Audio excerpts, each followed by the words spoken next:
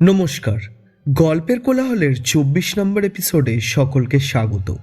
আজকের episode 31st night special. তাই ৩টে ভৌতিক ঘটনা রয়েছে আজকে তোমাদের সকলের জন্য। ২০২৫-এ আমাদের পরিবার অনেকটাই বেড়েছে, আর তোমাদের ভালোবাসা আরও পেলে ২০২৬-এ আমাদের গল্পের কোলাহলের এই পরিবার আরও অনেক বড় হবে। তোমরা যদি নিজের লেখা গল্প বা ঘটনা পাঠাতে চাও তাহলে নিচে দেওয়া মেল আইডি গল্পের কোলাহল@gmail.com-এ পাঠাতে পারো। আর আজকের ঘটনাটি ভালো লাগলে শেয়ার করো নতুন মানুষের সাথে, আর লাইক কমেন্ট করে জানাও কেমন লাগলো আর কোন ঘটনাটি ভালো লাগলো। গল্প পাঠে আমি অয়ন। শুরু করছি আজকের প্রথম গল্প।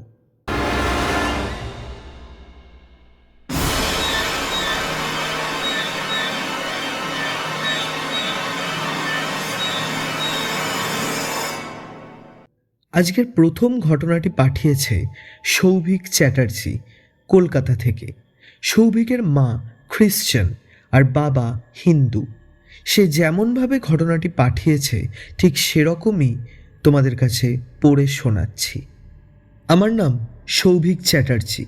আমাদের বাড়ি কলকাতার পুরনো অংশে, বউবাজার আর পার্ক স্ট্রিটের মাঝামাঝি একটা গলিতে। গলিটা এমনিতেই অদ্ভুত। দিনে লোকজন ভরা, কিন্তু রাত নামলেই যেন দেওয়ালগুলো ফিসফিস করতে শুরু করে। আমাদের বাড়িটা ৪ তলা, পুরনো রাজবাড়ির মতো। ছাদে উঠলে সামনেই দেখা যায় সেন্ট পলস ক্যাথিড্রালের আলো, আর ঠিক চার্চের পেছনেই একটা পুরনো ইংরেজ আমলের কবরস্থান। লোহার গেট, ভাঙা ক্রস, শ্যাওলা ধরা সমাধি। সেদিন ছিল ২৫শে ডিসেম্বর, বড়দিন। শহরের সব চার্চ আলোয় ঝলমল করছে। ঘণ্টার ধ্বনি, প্রার্থনা, ক্যারল গান সব মিলিয়ে মনে হচ্ছিল চারিদিক একটা আলাদা আনন্দের আমেজ। চার্চে যাওয়ার যে রাস্তা সেটা আমাদের বাড়ির গলি দিয়েই গেছে। ছোটবেলা থেকেই ওই কবরস্থান নিয়ে একটা কথা শুনে এসেছি। কোনো এক বড়দিনের রাতে নাকি হঠাৎ ৪টে কবরের ওপর নিজে থেকেই মোমবাতি জ্বলে উঠেছিল। আমি কখনো বিশ্বাস করিনি, কারণ আমি ছোটবেলা থেকেই নিজের চোখে না দেখে কিছুই বিশ্বাস করতাম না। কিন্তু আমার সঙ্গে যা ঘটেছিল তারপর থেকে বিশ্বাসও জন্মেছে, সাথে জন্মেছে ভয়। গত বছর বড়দিনের দিন আমার বাবা হঠাৎ খুব অসুস্থ হয়ে পড়েন। আমাদের বাড়ি থেকে অ্যাম্বুলেন্সে করে তাকে SSKM-এ হাসপাতালে ভর্তি করা হয়। ডাক্তারবাবু বলেছিলেন সেই দিন রাতটা খুব গুরুত্বপূর্ণ। রাতে বাবার জন্য প্রার্থনা করতে আমি চার্চে গিয়েছিলাম। প্রার্থনা শেষ করে বেরোতেই হঠাৎ চোখে পড়ল কবরস্থানের দিকে অদ্ভুতভাবে একটার পর একটা ক্রসের সামনে হালকা হলুদ আলো জ্বলে উঠছে।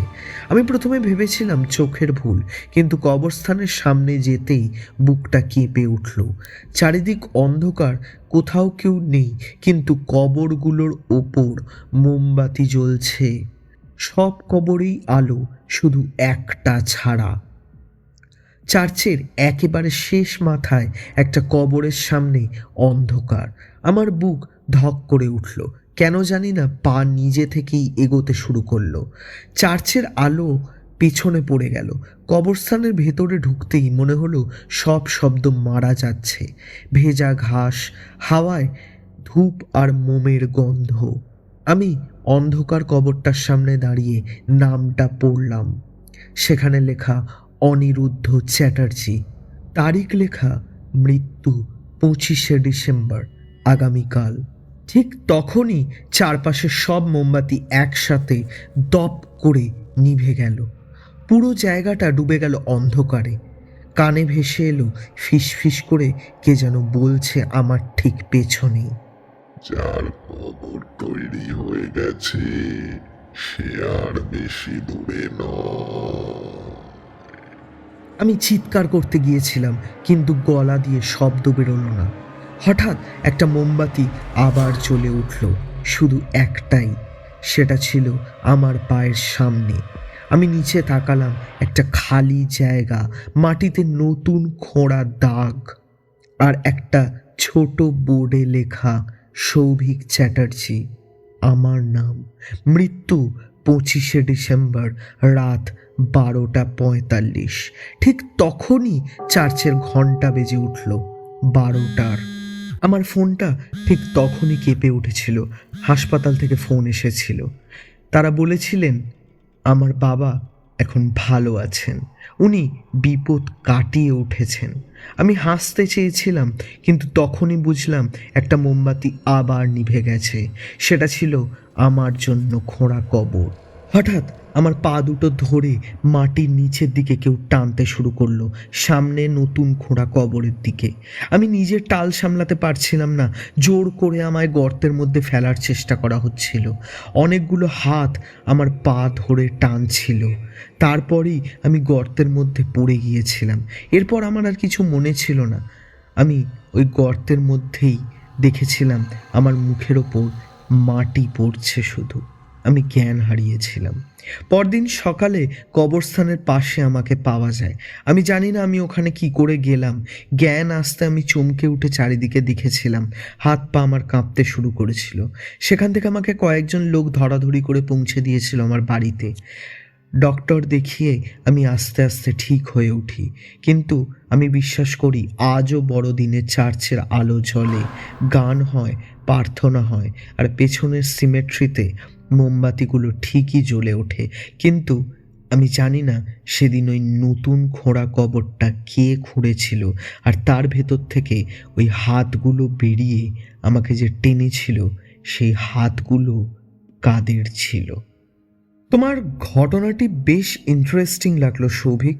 আশা করি তোমার আরও অভিজ্ঞতার ঘটনা আমাদেরকে পাঠাবে ইন ফিউচার। বেশি সময় নষ্ট না করে আমরা চলে যাই আমাদের দ্বিতীয় ঘটনায়। দ্বিতীয় ঘটনাটি পাঠিয়েছে ঈশান, হাওড়া থেকে। সে যেমনভাবে লিখে পাঠিয়েছে সেরকমই আমি পাঠ করে শোনাচ্ছি তোমাদের কাছে। আমি ঈশান, আমার বাড়ি হাওড়া আন্দুলে। 25শে ডিসেম্বরে আমার এবং আমার বন্ধুদের সাথে এক ঘটনা ঘটেছিল, আর এই দিনটা আসলেই আমার সব মনে পড়ে যায়। তাই আমি গল্পের কোলাহল চ্যানেলে আমার সাথে ঘটে যাওয়া এই ঘটনাটা পাঠালাম। আমি আর আমার 3 বন্ধু রাহুল, সোহিনী আর তন্ময় আমরা একসাথে পার্ক স্ট্রিটের হোটেলে ডিনার সেরে হোটেল থেকে বেরিয়েছিলাম। আমাদের মধ্যে সোহিনী হচ্ছে ফটো তোলার জন্য পাগল। এত ভিড়ে ফটো তোলা যাচ্ছিল না, তাই হাঁটতে শুরু করেছিলাম আমরা। রাত প্রায় তখন 11টা। ভিড় থেকে একটু দূরে পার্ক স্ট্রিটের পাশেই একটা ফাঁকা জায়গা দেখতে পেলাম। একটা পুরনো বাড়ির দেওয়াল, লাইট ছিল হালকা, কিন্তু ছবির জন্য একদম পারফেক্ট। তাই ওখানে দাঁড়িয়ে আমরা অনেকগুলোই ছবি তুললাম একে অপরের, আবার একসাথে সেলফিও অনেকগুলোই তুলেছিলাম। ফটো তোলার সাথে সাথেই সোহিনী ফটোগুলো দেখার জন্য ফোনটা নিয়েছিল। হঠাৎ সোহিনী জুম করে ফটোটা দেখতেই চমকে বলে উঠেছিল, এই পেছনে কে দাঁড়িয়ে আছে দেখ। আমি হেসে বলেছিলাম, ভিড়ের কেউ হবে। আমরা আবার অনেকগুলোই ফটো তুলেছিলাম, কিন্তু সেটাতেও দেখলাম ফটোতে 5 জন, আর দেখলাম সব ফটোগুলোতেই ওই একই মানুষ দাঁড়িয়ে। 4 জন আমরা, আর আমাদের পেছনে মাথা থেকে পা অবধি পুরো ধপধপ করছে সাদা, মুখটা ঝাপসা। আমাদের এবার অদ্ভুত লাগলো যে কেউ যদি ক্রস করে তাহলে সে সব ফটোতে কি করে থাকবে পরপর। আর দেখে মনে হচ্ছে আমাদের সাথে দাঁড়িয়েই সে আছে স্পষ্ট। রাহুল বলেছিল যে সে পেছনে তাকিয়ে দেখেছিল, সে কাউকেই দেখতে পায়নি। কিন্তু এরপরই একটা বিচ্ছিরি পচা গন্ধ নাকে এলো, যেন কিছু মরেছে।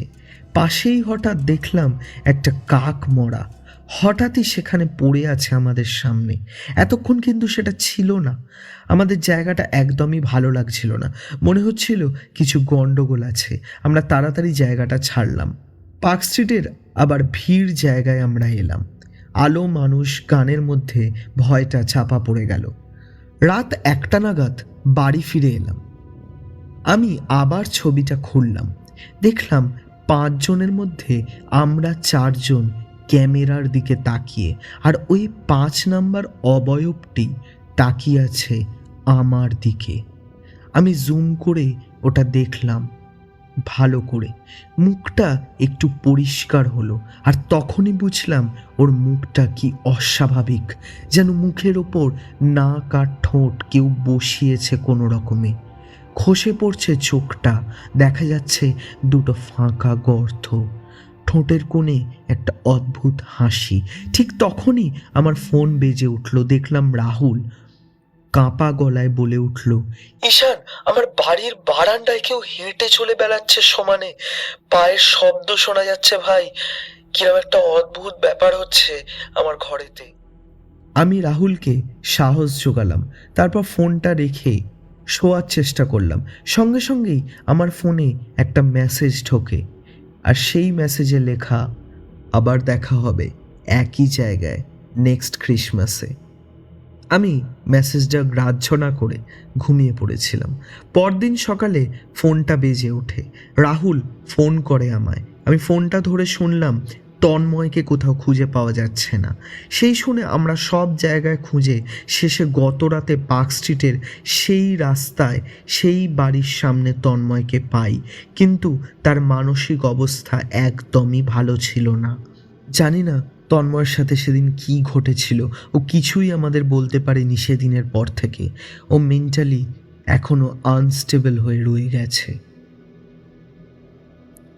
বাবা, কি অস্বাভাবিক ব্যাপার! আজকের দুটো ঘটনায় পার্ক স্ট্রিটের পাশাপাশি ঘটে যাওয়া এরকম অদ্ভুত ব্যাপার স্যাপার নিয়ে বেশ ভালো লাগছে। জমে উঠেছে আজকে আমাদের 31st স্পেশাল এপিসোড।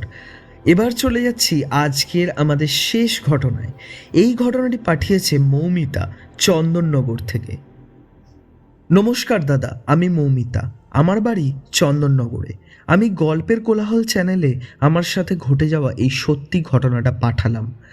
25শে ডিসেম্বর আসলেই আমার এই ঘটনাটা মনে পড়ে যায়, যে ভয়ঙ্কর ঘটনাটা আমার সাথে ঘটেছিল আগের বছরে। ছোটবেলা থেকেই আমি বিশ্বাস করতাম স্যান্টা ক্লজ সত্যিই আসে। হাসাহাসি করতো সবাই যে এত বড় মেয়ে এখনও স্যান্টা ক্লজকে বিশ্বাস করে, কিন্তু আমি রাখতাম না। ছোট থেকেই এই ইম্যাজিনেশনটা আমার খুব ভালো লাগতো। প্রতি বছর 24শে ডিসেম্বর রাতে ঘুমানোর আগে আমি একটা ছোট্ট লাল ব্যাগ রেখে দিতাম দরজার বাইরে। ব্যাগের ওপর কাগজে লিখে রাখতাম ফর স্যান্টা। কোনো বছর কিছু হয়নি, ব্যাগ যেমন ছিল তেমনই পড়ে থাকতো। কিন্তু 2 বছর আগে ঘটল এক ঘটনা। 24শে ডিসেম্বরের রাতে ব্যাগ রেখে শুয়েছিলাম। আমি পরদিন সকালে উঠে দেখলাম ব্যাগের ভেতরে একটা ছোট্ট উপহার, একটা সিলভার লকেট। লকেটটা ছিল লাভ ডিজাইনের, সেটা খোলা যেত। আমি লকেটের মুখটা খুলে দেখলাম আমার আর রিয়ার একসাথে একটা ছোট্ট ফটো, আর ব্যাগের মধ্যে একটা ছোট্ট কাগজ ছিল যাতে লেখা, তোর জন্য এই গিফটটা মৌমিতা। আরও লেখা ছিল, তুই এখনো বাচ্চা রয়ে গেছিস, তাই ভাবলাম আমি স্যান্টা হয়ে যাই তোর জন্য। আমি অবাক হলেও খুশি হয়েছিলাম যে এটা স্যান্টা না হলেও আমার কাছের বান্ধবী রিয়া পাঠিয়েছে সারপ্রাইজ গিফটটা।